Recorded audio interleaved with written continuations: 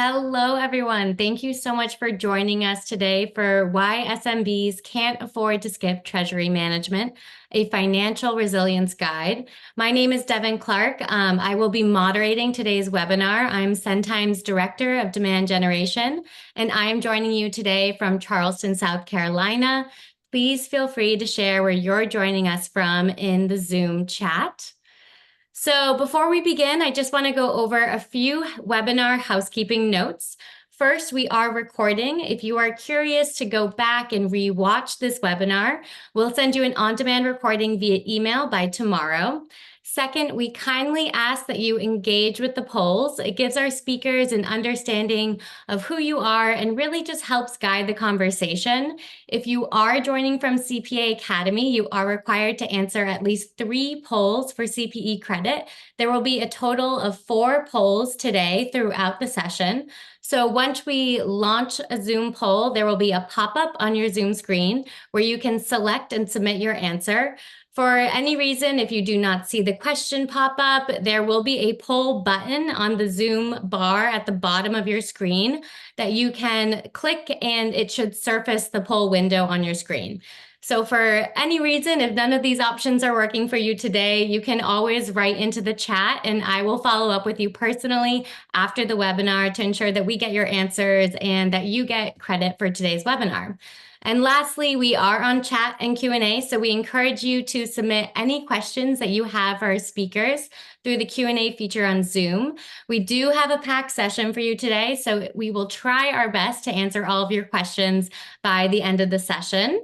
And so with that, I am pleased to introduce you to our speakers today. We have BC Krishna, CEO and founder of Centime, and Chris Sands, CFO of IntelliCare. BC, would you mind kicking us off and just sharing a little bit about yourself? Sure. Hello, everybody, and greetings from sunny, beautiful, warm Puerto Rico, where I'm spending the next few weeks. One of the advantages of being a virtual company is that you can work wherever you want. And, before we came on, Chris was complaining that I had a half-sleeve shirt on, so my apologies to all of you. I'm the founder and CEO of Centime. I've been here for 4 years. I am, generally a pain in the neck. Chris and I used to work together at one point, and so we'll hopefully play off of each other's perspectives, which tend to be diametrically opposite oftentimes.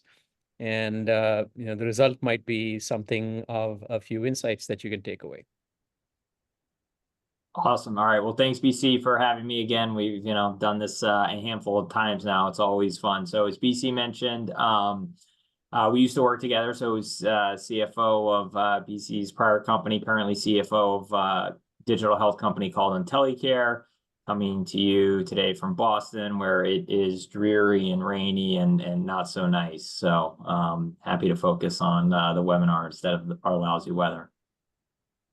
All right. Well, I'm going to stop my share because I know, BC, you have a few slides that you've prepared. And while I do this, I am also going to launch the first poll for everyone.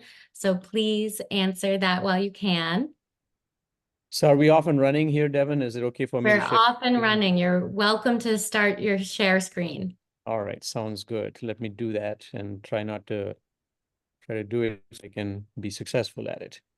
All right. So I think what I wanted to do is, first of all, start by saying that, many of the folks that are likely on here are at companies that are not quite large enterprises that might be in the, 5, 10, 15, 20, $50 million revenue range in terms of, size. And the term treasury management may well result in like, what is this? Why do I need it? Why am I learning about something that I don't really do? But the reality is that, it's a very important set of terms that you may know, all at some level relate to how businesses manage cash. So, this is a busy chart, but let me take you through it. Really, and Chris, I think, is the professional here. I'm just the pretender. This is stuff I learned on the internet, and I put together like some slides that hopefully are accurate. But Chris, keep me honest, and if it turns out that I'm saying things that are completely ridiculous, just weigh in. The way I think, tell me why I am wrong, but that's okay. So yeah, like I said, I think that, I am the CEO of this company and I do care about how much cash we have. But, I tend to think of this as fundamentally about managing one of the most precious resources that any business has. Treasury management is about managing cash, but managing cash, I think about this as a discipline, but also a set of connected processes. In other words, you can operationalize cash management.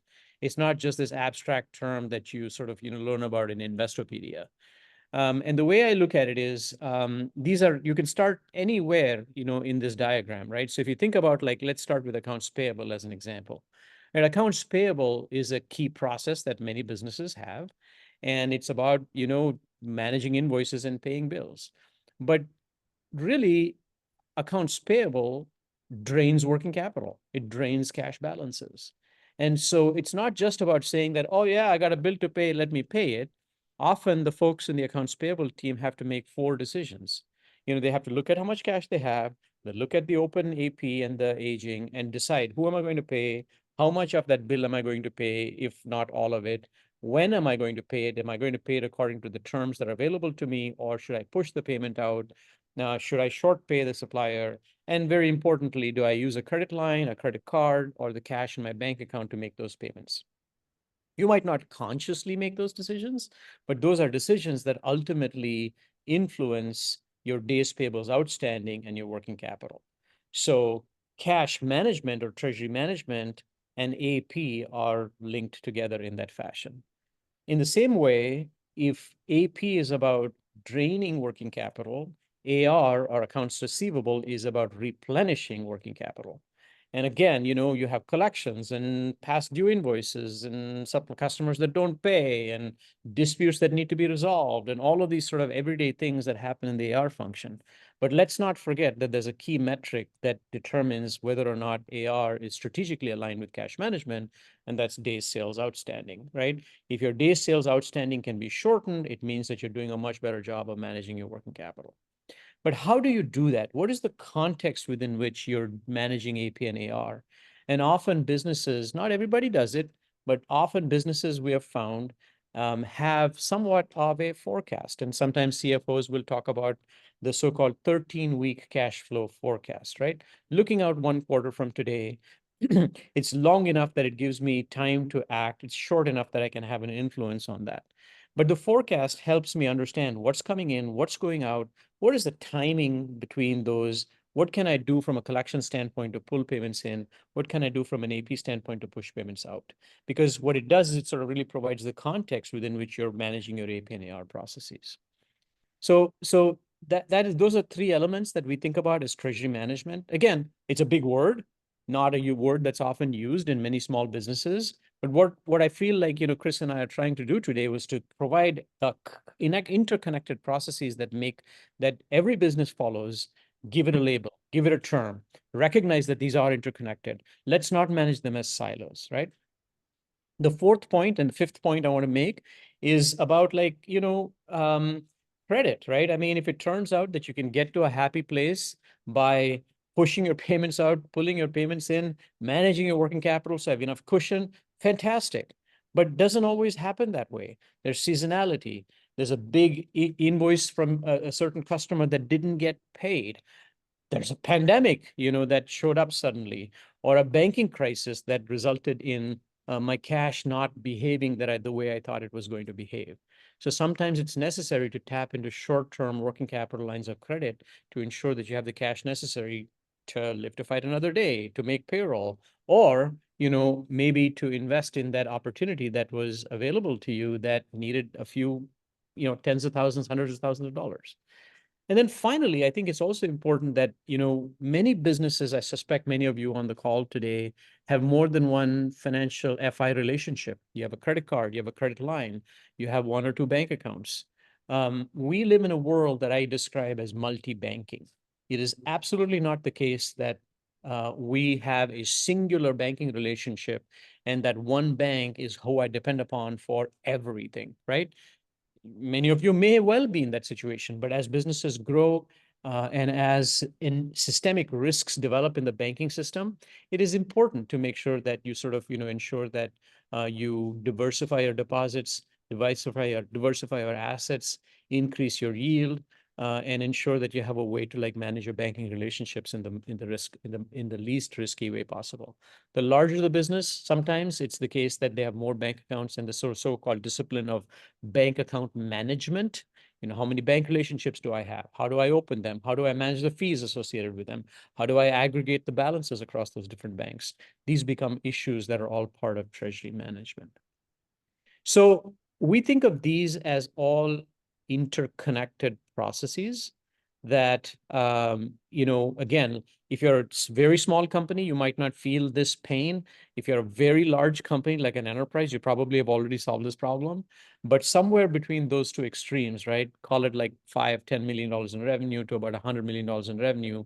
You probably have various incarnations of these processes that are rattling around the finance department that probably need to be looked at as a holistic treasury management function. Chris, did I get it right, wrong? You said a lot there, so I'm sure you captured everything. Let me kind of offer how I tend to think about everything that fits into the treasury management bucket. And so I tend to think of it in 4 pillars, and I'll describe them in ascending order from kind of what I view to be the tactical to the strategic, which is the first bucket would be the treasury infrastructure. So account structures at banks. Do we have the accounts we need, where we need them to support the operations? Do we have the right types of accounts to protect ourselves against fraud, et cetera? In the infrastructure bucket, you could also include tools, which I think we'll talk about in the course of the webinar. So software applications we use to have visibility and think about cash flow. On top of that, kind of moving up that strategic spectrum, if you will, would be largely what you talked about with the AP and the AR, and maybe there's some other stuff in there, but what are the treasury operations? So infrastructure, then operations. Like, what are the things we do to move around our cash? Why do we need to do it? Timing, et cetera. On top of operations would be kind of what you call forecast and planning. So once we have a good sense for where everything is going, how do we use that to get a sense of what the cash flows of the business are going to be, what the cash needs are going to be, what the surplus is going to be if you're in good shape. And then kind of the tip of the spear or the far end of the spectrum would be the capital structure. So how do I finance this business? So you mentioned credit, but certainly, equity fits into that, as that's can be a source of cash as well. So I tend to think of it in those 4 buckets, again, ascending from more tactical to more strategic. And depending on where the business is in its life cycle or and even just an economic cycle, where I spend time, where I find our investors, board spend time on that really matters, right? So for instance, hypothetically speaking, if your bank went bankrupt in February or March of 2023, I've tried to forget the date, whenever that is, March. Okay, thank you. I knew you wouldn't. There is an extreme focus on the infrastructure piece. Like, where is our money being housed? Can we get access to it? If a business is doing well, and then the investors board tend to think more about the capital structure and the long-term needs. As a business is maybe needing funding, there's a lot more focus on the forecast, and that obviously relates to the capital structure needs. So, there's lots of different ways, and I'm sure we'll kind of go down those paths, but, it's not as if, at least I in my role, spend the same amount of time thinking about all the different pillars. It's very much a function of kind of where we are, so. Yeah, I think to make the obvious point here, Chris, and again, let me know if you disagree, that, depending upon what type of business you are, where you are in your business cycle, taking off, landing, in flight, there are different elements of this kind of, cash management journey that you're sort of focused on, right? But I don't know, like you tell me, it's hard to argue that you can ignore one versus the other. I think as a CFO, it's fair to say that you would have visibility, knowledge, and oversight of all of these things. And where you place your emphasis might well be based on where you are from the standpoint of the business cycle. That's right. I mean, just like anything else, I'm responsible for all of those pillars of the treasury management strategy. And so need to understand and make sure the company is strong in all of them. So, but again, relative focus depending on kind of where we are for sure. And again, like some of the things and the other finance practitioners on the call, I think will be sympathetic for this. There's a lot of areas in finance broadly, not just treasury management, where folks would rather not hear about it because they just assume everything is going well, and they only hear about it when something goes wrong. And so, when I think about treasury infrastructure and the reference I made, the very, very thinly veiled reference I made to SVB a few moments ago, I mean, that was certainly an example of that. None of our investors, none of our board, no one on our audit committee had ever kind of inquired about our account structure since I had been here. And then all of a sudden it's all they wanted to talk about. So, and I'll admit, we were not well positioned to withstand the SVB bankruptcy because we had extreme, i.e. all concentration at SVB. And while ultimately that proved to be okay, it was incredibly disruptive. And we can talk about that more when we talk about some of the risks of Yep.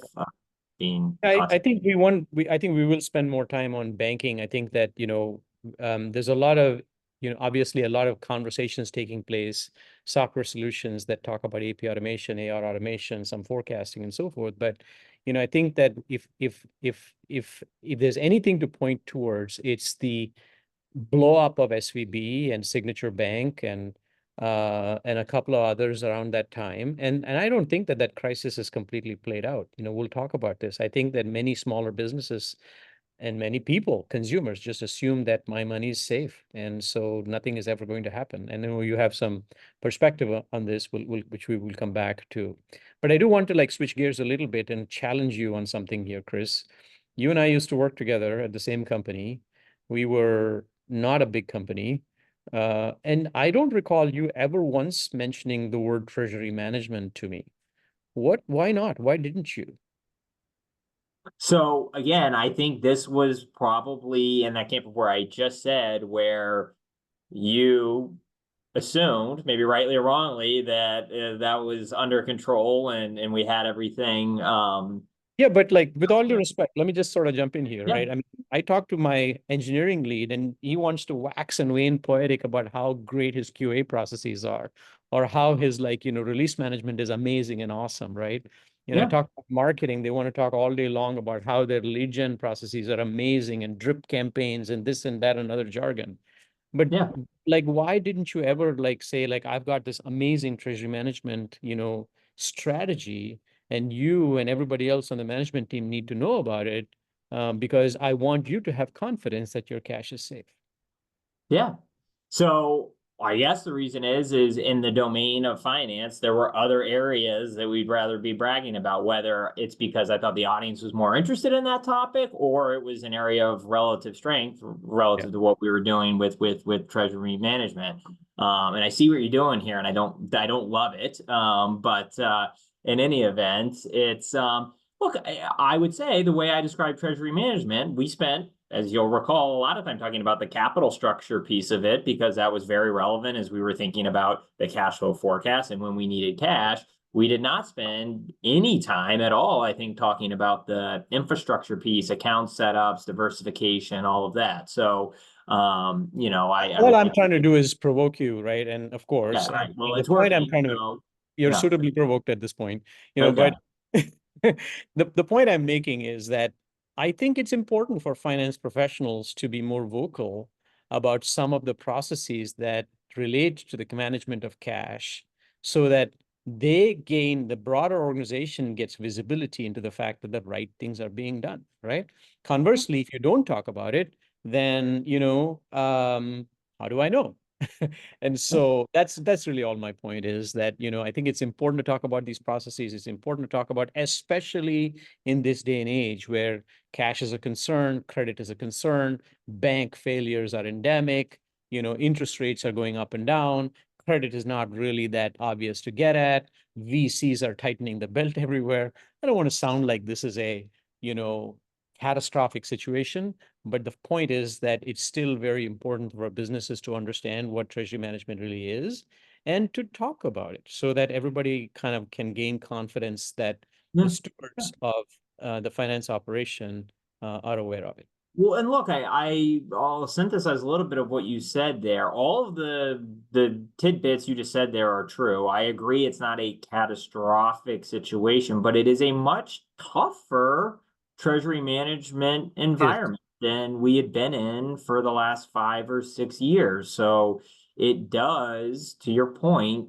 create added emphasis on being strong in this area and highlighting, why strength in this area is important for the organization, right? I mean, when, for that 5 or 6 year period where you couldn't earn anything on your cash and credit and capital more broadly was pretty abundant, and cost of capital was cheap, all of these things probably fell down the pecking order of the CFO's order of importance or priority, just because that's how things work, right? I mean, there's a finite amount of hours in a day, and I'll focus on the ones that are seemingly the most important, which can be a function of a lot of different things, organization, macro backdrop, and the like. But you're certainly right that the environment we're in today, I think, makes us more important than it had been in recent memory.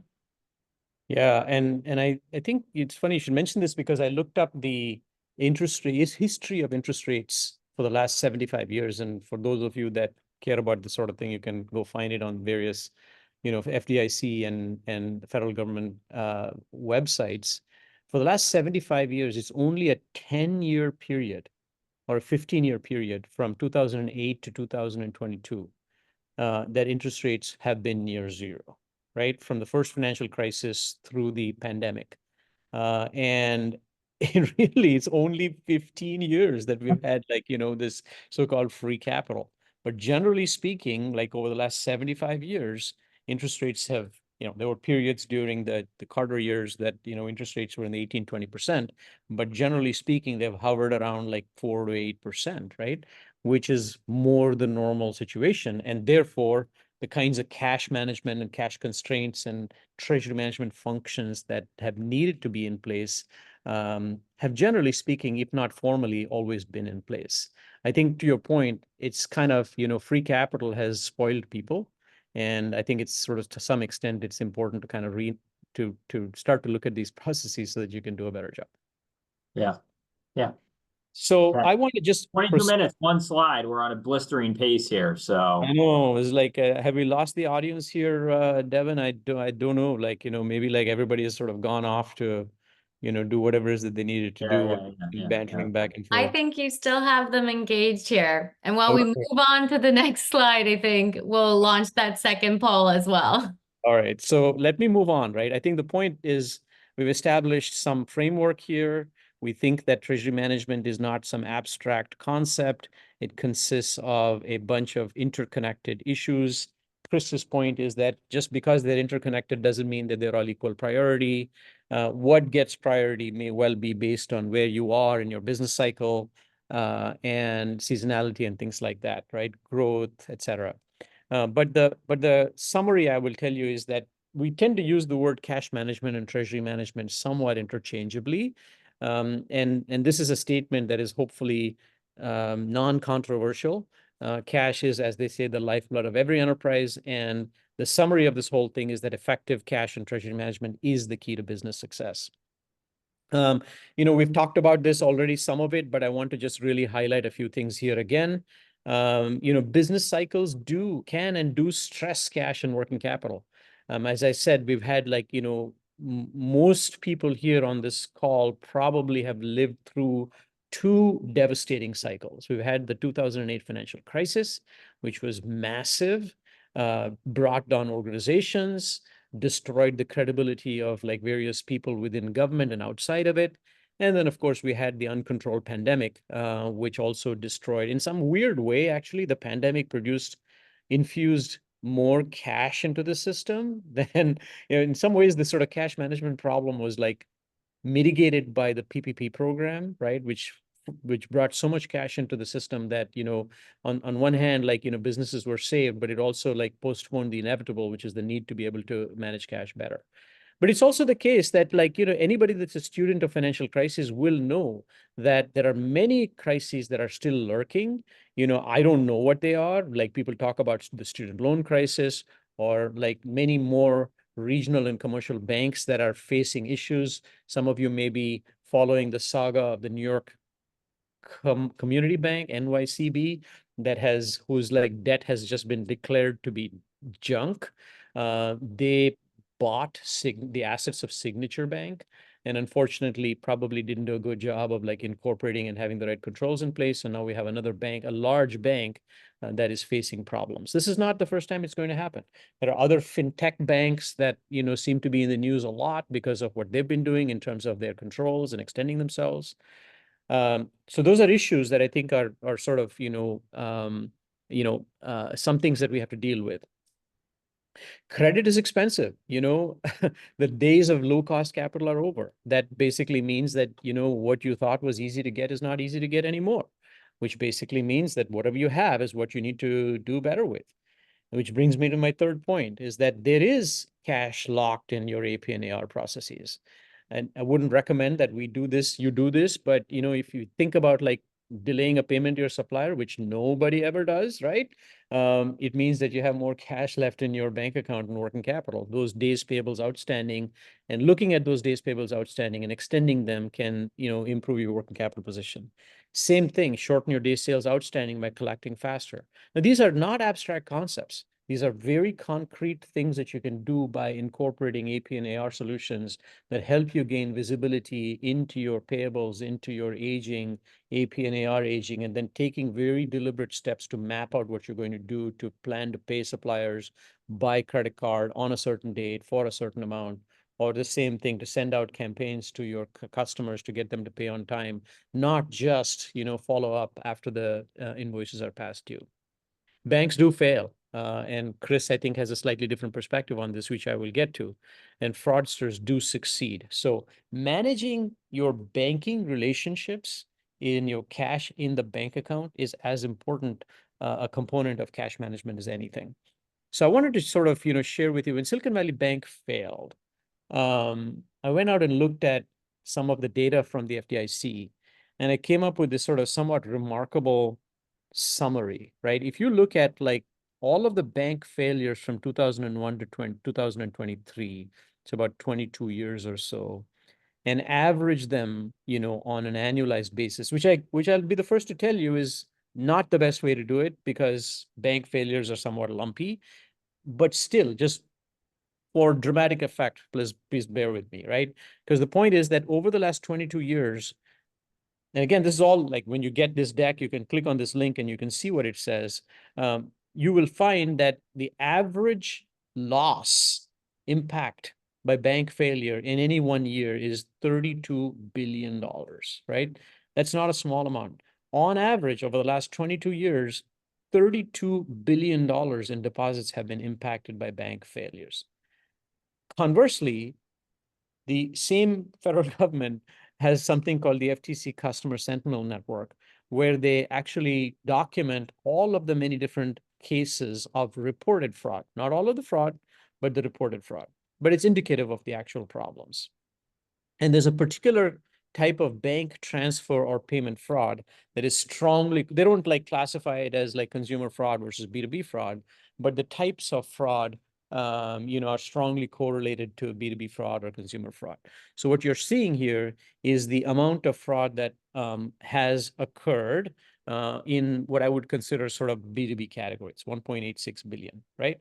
So I don't have to do the math for you. It's about 30 times or 28 times or something like that, as much risk created by bank deposits, by bank failures than losses from fraud. Banks do fail. And I don't think you want to be the depositor in a situation where that bank failure has occurred. Now, Chris likes to cross the street in traffic, and he doesn't think anything bad is going to happen. Tell me why, Chris. That's like a little hyperbole. First, like the word impacted here matters a lot. So are these the value of assets at banks that failed, or literally the losses that depositors incurred because of banks failing? Because that's, I think, a big difference. It is, that's true. And I'm glad that you're trying to nuance this to bolster your position. But the point I'm making is that if I was a depositor at this bank, I'm not going to sit back and say, hey, you know what? Nothing's going to happen. It's all good, right? That's all the point. Nor should you. Nor should you. That's not my view. And so, BC referenced it because we were exchanging back and forth ahead of this. Well, one, I should maybe caveat when I was looking at your last slide, and you said there's been two major disruptions since 2008. I think you're referring to Lehman and SVB. So as someone that worked at Lehman when it went bankrupt and then was a CFO that had all of his cash at SVB when it went bankrupt, maybe I belong more in the audience as opposed to giving advice up here, but for what it's worth, here I am. So, I thought the SVB bankruptcy was very interesting in what it revealed and how the government and the FDIC would operate when you have very antiquated, stale insurance limits. So let me talk about this in pieces, right? So it is, $250,000 is largely irrelevant for most businesses in terms of their average balances, et cetera. I am of the view, so obviously no depositors lost their money in SVB or any of the banks that kind of fell during that time. And, my takeaway, although it's certainly not a guarantee for the future, but like where we are today in 2024 and going forward, when we think about the digital nature of the economy and the connectedness between financial institutions and banks, is my thought and position is that the U.S.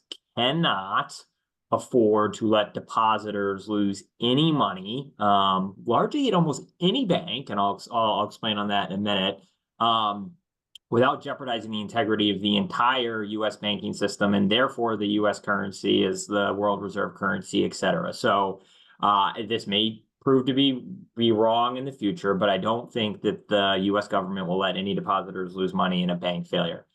To be clear, I don't think that means you should go play in traffic and not have the right precautions in place. So I think I can have both of these views, which is you need to be prudent and appropriate in your role as a steward of a company's cash. But I just happen to kind of feel that way about where we are as a country and in a financial system overall. So that's kind of my view there. It looks like you're teeing up to say something or yell at me. So do you want to jump in? No, I actually largely agree with you. I think that, I think that the point that you're making about the integrity of the US financial system, that's one dimension, of it, right? I mean, this, whether we like it or not, I think that, it is the strongest economy. I mean, we like it. I'm sorry, that's not what I meant to say. We may not like certain things that are taking place, like large amounts of debt and so on and so forth, but the fact of the matter is a very robust, strong financial system, and like the government, et cetera, sort of ensures that, it stays that way. But I'll sort of play off of your 2 points as well. I largely agree with you. Nobody, including the US government, can handle risk beyond a certain measure, right? And we actually don't know how much risk we actually face at any given point in time. And I'm not talking about, risks that we see. And I'm talking about very specific risks that are taken by banks that we don't see. And I'm actually agree with you. I don't actually believe that like these losses are actually going to take place. And somebody else asked the question somewhat challengingly, hey, did anybody take a loss? No. But I don't think we ever want to be in a situation where we assume that nothing is going to happen and don't take the measures that are necessary to protect ourselves against the risk that something happens. After all, what is risk management, right? That's all this is. This is about making sure that we manage the risk to reduce the probability that something catastrophic happens.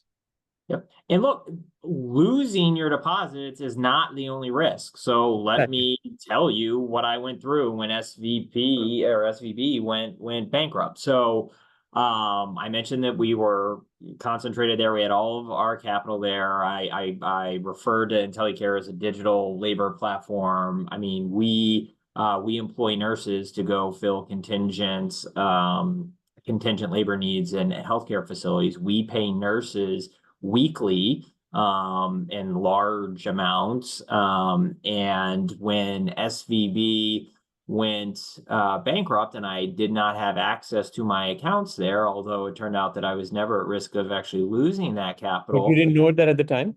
I didn't know it, but I thought it, and I was right. In any event, my board didn't really care. But in any event, what did happen is I was staring down at a $10 million plus nurse payroll on a Thursday, not knowing, even when the government had come in and said, look, depositors are going to be fine, they did not say you'll have your cash at noon on Wednesday, and therefore I could plan accordingly. So I spent 2-3 days, certainly over the weekend, trying to line up capital to make that nurse payroll. And it was extremely expensive capital. A hedge fund that will go unnamed offered us $10 million for $1 million of interest for a 14-day loan. Wow. So I at the time calculated the annual rate on that, and it was very hedge fundy like. But that was to me, from the need to diversify your accounts and make sure that the infrastructure tier of the treasury management pyramid that I alluded to at the outset is in really good shape. I mean, that was the big takeaway for me. So we're now, diversified from an account perspective, and have operations at a major mega money center bank, as well as some accounts still with First Citizens, the acquirer of SVB. So again, I can have the view, and it sounds like maybe you do too, that depositors won't lose their money, but that is not an excuse necessarily to be reckless or invite risk that otherwise is like pretty easy to mitigate. Yeah, I think that I want to make 2 points and then we'll move on from this topic, right? So one is that I don't think that, you're saying that, you should be reckless or invite risk. I think what we're saying is we need to recognize the systemic risk that exists today, be aware of it, and do what's necessary to manage it so that you're not faced with this situation. I agree with you that, people didn't lose money, but, a lot of people, I'm not sure, would have had the same level of confidence that you might have had during that period, that everything was going to be great, right? So that's the one point I want to make. The second point I want to make is to the point, our memories are short. And sure, SVB, Lehman, nobody lost money. But the fact is that FDIC was created because people lost money in droves. All you have to do is to go back and look at the history of when the FDIC was created and all of the banks that failed and all of the really bad things that happened before then. We're talking about scale, right? That's all this is. FDIC insurance coverage has not kept up with inflation. And at some point, the risk will be larger and larger and larger. I'm not saying it's going to ever explode to the point of becoming catastrophic, but the fact is that risk is getting worse and worse and worse. Point number two. Point number three, and I'll have the final word on this unless you have something explosive to say. I do. Okay. And the point number three is that, look, I think we are more aware of fraud than we are aware of bank risk failures. And so we pay probably more attention to the $1.8 billion exposure than we do to the $32 billion exposure. And all I'm saying is that we need to balance ourselves a little bit more. Go ahead. You made as one of your supporting arguments there. You said, "Oh, well, you just need to look back to all the bank failures that happened around the FDIC." But I mean, the FDIC was founded in the 30s, like the 1930s. So almost 100 years ago. Which is, again, not to say that it couldn't happen again, but we are in a very different environment today than we were then. Again, but I'm not sure. I wasn't alive back then. So if you have a different view on it, you can. I was not either, but I'm saying that risks tend to come and take shape in different forms. Okay. And that's really all I'm saying, is that it's prudent to understand risks we face and manage them. That's all. Yeah. And I'm not saying that although I think the 1930s might have been a nice time under certain circumstances, I am not wishing for those times here again. Okay. All right. We can agree on both those points. So how are we doing for time here, Devin? We're doing okay. I would say we'll want to keep moving a little bit quicker here, Chris and BC. I know you love to jab at each other a bit. All right, let's move on. I think that, look, I think part of my job and title is as the CEO of Centime.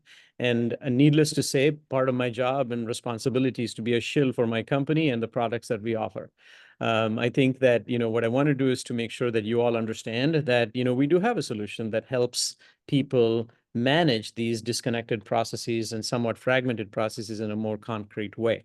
I want to spend 2, 3, 4, 5 minutes on this, and then maybe spend 2, 3, 4, 5 minutes on like showing you what the product actually looks like, and then invite you to learn more, from us about what we can do. And so needless to say, these are all things that we try to address in some way, shape, or form. And I hopefully also you understand that I'm not trying to say things that are like outlandish, and they're all sort of fairly reasonable, right? So when I think about everything that we've talked about today, protecting cash, managing payables to and receivables to unlock working capital, to understand your forecast, to accessing credit and looking at your performance, these are things that businesses do today. You might not recognize them as treasury management. You might not connect them together as they should be connected. But our firm belief is that, there is it's not just a discipline, it's a set of connected processes. And what we have done at Centime is to actually bring together that set of interrelated processes into one comprehensive framework and one comprehensive platform for businesses of this size, right? Growing businesses with 5, 10, 15, 20, $100 million in revenue, businesses that are large enough to recognize this need and manage the risk, but businesses that are not too large that they've already implemented something. That's sort of, we describe them as small to mid-sized businesses. And that's where we've kind of really stepped in to offer a solution. So I think that, unless you have more polls to do, Devin, or maybe you do, I would like to just jump into a very brief demo so that, people can get a sense for what this is. I think that would be perfect, BC. We did just launch the third poll, so please answer that while BC starts to dive into the Centime solution. I'm actually going to start where we had all those arguments about banking, and like give you a feel for what I think, we have done to pull it together into one place. Actually, before I go back into this, what Centime Solution does is to bring together all of those elements of treasury management, cash management into one framework. What you're seeing here is a way for you to, we connect into your general ledger, into QuickBooks, into NetSuite, into Sage Intacct. We look at the data in the general ledger, we do some analyses, and we provide a set of applications that help you then run the processes that are necessary to influence your cash. That's what we call sort of connected treasury management. I'll walk into each of these really, really briefly, but I want to start with banks, right? So, there's a few things that we try to pull together from a bank standpoint, which is first recognize that many of you probably have more than one banking relationship. So like Mint does for consumers, what we've done is to pull together all of the bank accounts, the credit and loan accounts, so that you have one picture that shows you what your balance is, what your credit and loan balances are. And if you wanted to, you can drill into more detail and see the transactions themselves. If you do have multiple relationships, it sometimes, and if you need to move money between accounts, it can be more painful than you think. And so part of the solution allows you to move money between those accounts. Chris has diversified his accounts. He's got multiple relationships now, but he needs to make sure that, the exposure at any one bank is not too much. But how do you sort of transfer balances between one bank to the other bank? It can be done. It's not that complicated, but it can be made easier as well. So part of like what we've tried to do is to bring together cross-bank account-to-account transfer functionality into one place. If you have multiple credit cards and all of the credit card balances and their corresponding GL balances also all in one place as well. The thing that I wanted to just really highlight here is the thing that we have done in partnership with a bank. It's a 160-year-old bank partner we have called the First National Bank of Omaha. And what we have done in partnership with them is to create a sweep account that has some of those features that, I think protect you from the potential sort of risk that, you're in an uncomfortable spot when bad things happen. So the idea behind the sweep account is that you can put your money into this account. You'll get a 2.25% yield. It's an unlimited transaction, no restrictions. It's a full checking account with 2.25%. But the other thing that we do, of course, like is that we then sweep the monies. You set a target balance, and everything over the target balance is then placed in a network of 3,000 banks that effectively raises the aggregate limit from $250,000 to $130 million. Purpose of this is to mitigate the risk and allow you to sleep well at night. In addition, of course, what it also does is to provide you with a yield that is actually the best in the marketplace for an unrestricted checking account. The other things that you see here are, like I said, the other banks that you might have relationships with. Funding this account is as easy as doing the account transfer. So the other component of what I wanted to highlight here is that we provide fraud protection. And so if despite using the solution, you lose money to a third-party fraud, we'll cover you to the tune of $100,000 per incident. So just to summarize, the banking functionality in the treasury management solution that we have, cash management solution, consists of a multi-bank view into all of your relationships, a single sweep account that provides you a 2.25% interest, protects your sort of FDIC coverage increases your FDIC coverage to 130 million, provides fraud protection to $100,000 per incident. And that's what we've done in our banking module, and we'd invite you to learn more about this. If banking is about unifying all of your relationships and protecting you from bad things happening, forecasting is about telling you how that cash is going to behave in the course of the next several weeks. What we've done is to pull together a 13-week forecast that looks at the general ledger, identifies the transactions that are invoiced, non-invoiced, repeating, non-repeating, payroll, rent, expenses of various types, inflows and outflows. And so what you see here is a 13-week cash flow forecast. The green and red bars represent inflows and outflows. And it implicitly tells you what you need to do if you want to achieve a certain outcome and goal. So take, for example, this point on April 27th with this fictitious company. Turns out that the balance is dropping because of this big outflow. What do I do about it? I think that at some level, the answer is obvious, right? If I wanted this balance to be at a sort of more normal, acceptable level, I would have to push these payments out. So I can go in and look at them from a planning standpoint, which shows me all of the AP and AR invoices, which is where I have the greatest amount of leverage, so to speak, right? I might not have as much leverage with things like payroll and rent, but in the short term, right, I do have leverage with my AP and AR. I can push my payables out and say like, okay, who am I going to pay? How much am I going to pay? Can I push it out by 30 days? Can I pay by credit card? These what-if decisions helps you manage your cash by looking at the payables component of your business. And that's what we mean by saying that you can unlock working capital by managing your AP more strategically. The same exact thing is true on the receivable side too, right? If receivables are about like, bringing cash in, well, which receivables should I focus on? Well, look at all of these late payments. Look at something that's on hold. What can I do? And how can I engage my collections team to ensure that I focus on certain receivables, which, if managed better, can bring my cash balance up? So that's what we mean by tying forecasting in with looking at your AP and AR and making a plan to highlight those payables and those receivables that can help you get your cash balances, your projected cash balances, to a happier place. But sometimes it's not just about the plan, it's also executing the plan. It's great to have a plan. What is that?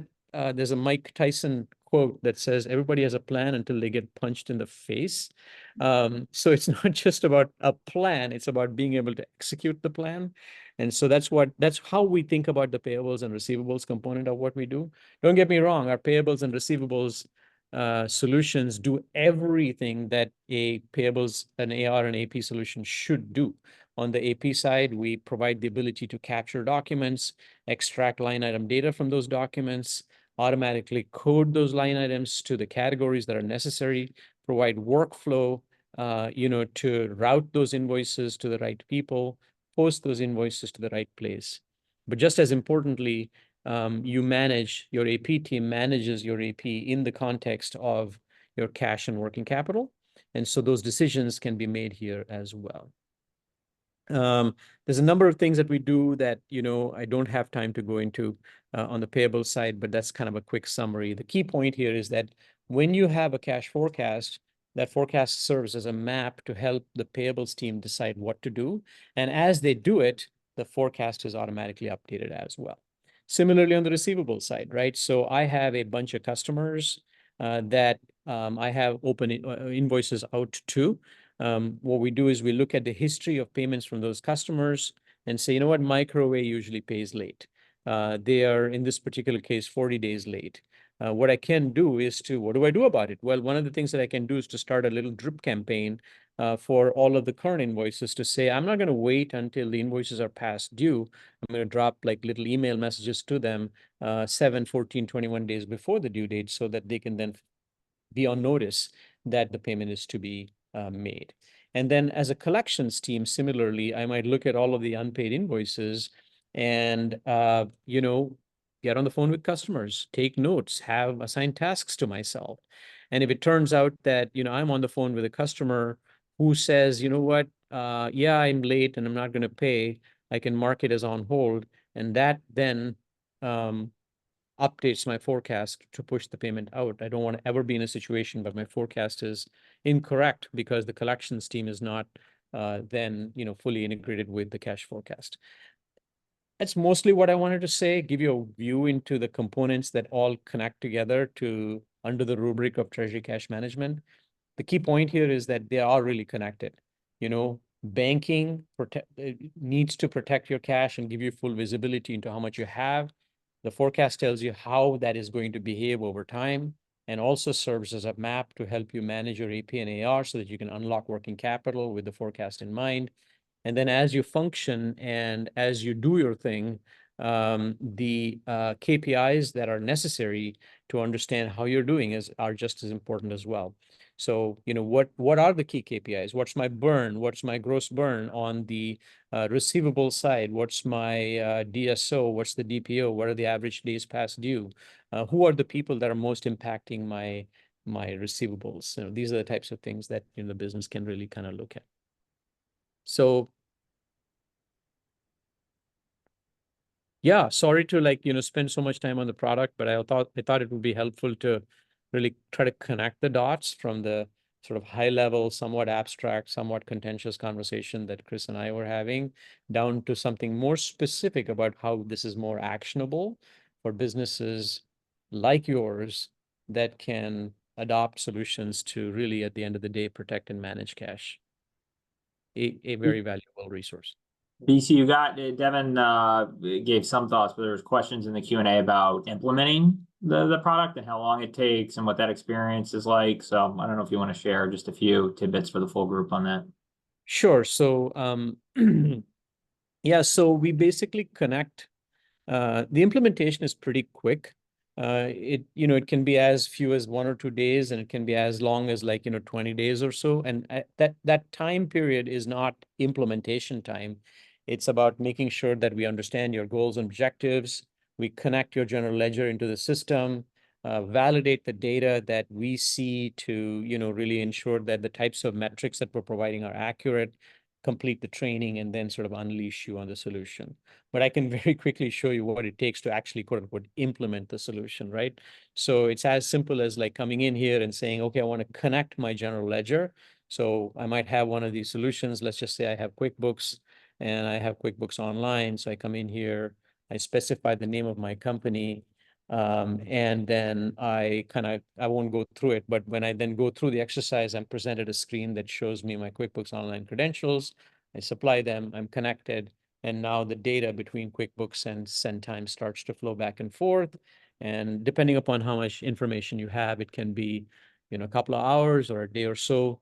But at the end of that process, we do a validation and invite you back to show you what has been done and then take you through the training process before you can start to do this yourself. Amazing. I think you did, BC. Thank you so much. I've also launched the 4th poll. This will be up for the remainder of the session, so please take your time to answer that. Doesn't appear that we have any other questions. If you do, please feel free to use that Q&A feature within Zoom. All right. And BC, if you don't mind, I have one last screen to share, and then we can kind Okay. of close out if it doesn't look like we have any other follow-up.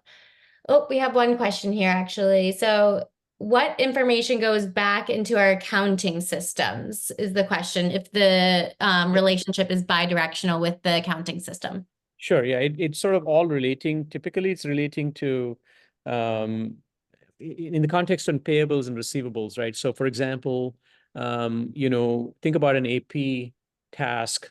One of the things that we will post back to the accounting system is the payable, right? So there's a process where the invoice gets brought into Centime. We'll capture the data, help you code it or code it automatically, approve it using workflows that we provide. But once you hit the post button, that's when the invoice data and the invoice document is posted back into the general ledger. That's one.